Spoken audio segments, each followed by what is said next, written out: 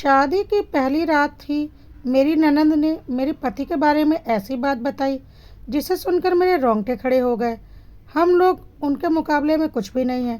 पिताजी के पुराने परिचित होने की वजह से मेरी शादी उस घर में हो गई। विदा होकर घर जाते ही मुझे पता चला कि वो लोग कितने बड़े लोग हैं।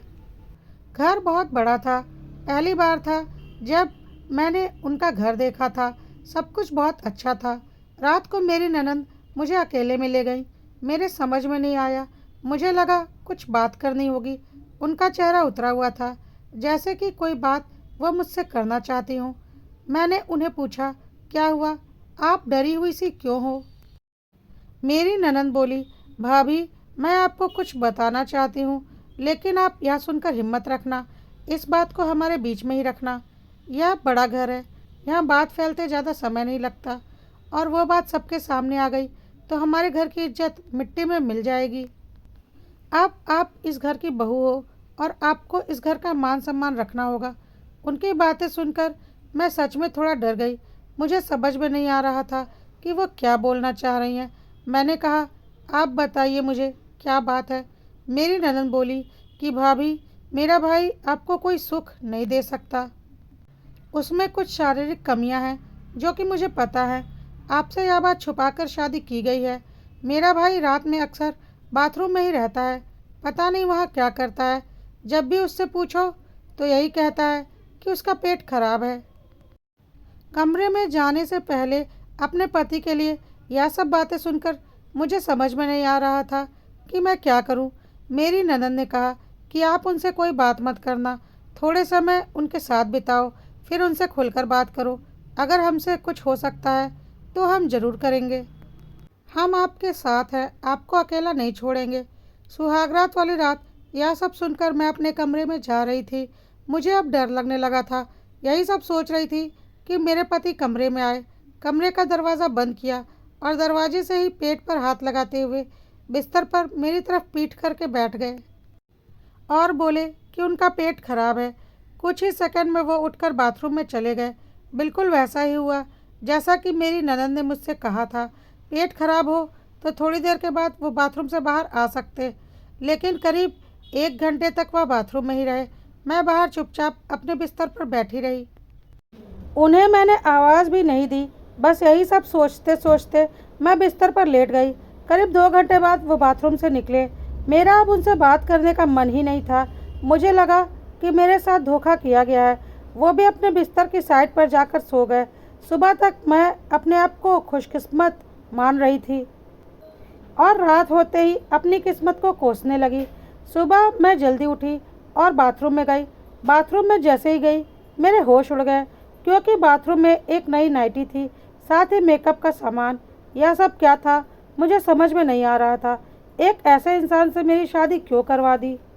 सुबह मेरी ननद ने मुझसे पूछा, क्या हुआ रात में? मैंने कहा, वही जो आपने बताया था। यह कहकर मैं रोने लगी। मेरी ननद ने कहा, मैंने माँ से कहा था कि किसी लड़की की ज़िंदगी खराब मत करो, लेकिन किसी ने मेरी बात नहीं मानी। अब आप क्या ऐसे ही घुट घुट कर यहाँ रहोगी? मेरी ननद बोली कि आप जो भी फैसला लेंगी मैं आपके साथ हूँ, लेकिन आपको यह वचन देना होगा कि यह राज बाहर नहीं निकलेगा। अगली रात फिर वो कमरे में आए। मुझे अब उनकी तरफ देखने का भी मन नहीं हो रहा था। मैं चुपचाप अपनी साइड पर सो गई, क्योंकि अब बात करने को रखा ही क्या था। उन्होंने भी अभी तक कुछ बात नहीं की। उसकी वजह भी मैं जानती थी। थोड़ी देर वो बिस्तर पर बैठे रहे और फिर उठकर वो बाथरूम में चले गए। मैं समझ गई थी कि वो क्या करने गए हैं। थोड़ी देर के बाद बाथरूम से चीज़ें गिरने की आवाज़ आने लगी, कुछ टूटने की आवाज़। थोड़ी देर के बाद आवाज़ रुकी और इस बार वो जल्दी ही बाथरूम से बाहर आ गए, आकर बिस्तर पर सो गए। हमारे बीच कोई बात नहीं हो रही थी। मैं सोच रही थी कि मैं क्या करूं। यही सब सोचते सोचते नींद आ गई। सुबह जल्दी उठी और फिर बाथरूम में गई, लेकिन इस बार बाथरूम में जब गई तो सब कुछ बिखरा हुआ था। नई नाइटी को फाड़ दिया गया था, मेकअप का सामान बिखरा हुआ था। बाथरूम में कचरे में एक कागज़ भी था जिस पर लिखा था, टू माई ब्यूटीफुल वाइफ। मेरे मन में अब शक आया कि यह सामान और कपड़े कहीं मेरे लिए तो इन्होंने नहीं रखे, लेकिन फिर मैंने सोचा कि मेरी ननद मुझसे झूठ क्यों बोलेंगी। अभी मैंने उनसे कुछ बात नहीं की। सुबह मेरी ननद फिर मुझसे सहानुभूति जता रही थी।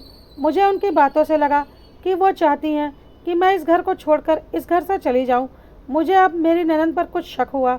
मैंने घर की पुरानी नौकरानी से बात की।